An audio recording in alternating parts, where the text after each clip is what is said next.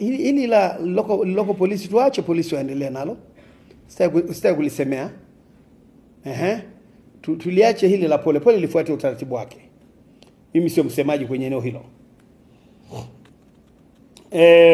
Kuhusu majeshi na vyama vya siasa kwamba kuna polisi aliye kutamka kwamba yeye anajinadi kwamba yeye ni mwana CCM.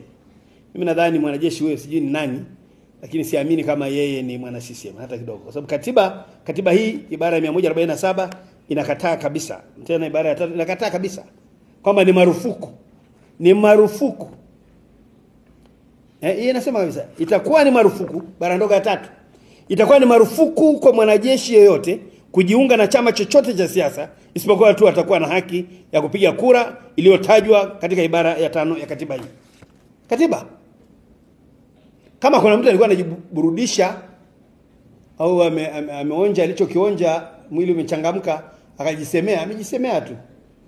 Mimi nadhani amejisemea tu. Hili la local polisi tuache polisi waendelee nalo. Sitaki kulisemea. Tuliache hili la pole lifuate utaratibu wake. Mimi sio msemaji kwenye eneo hilo.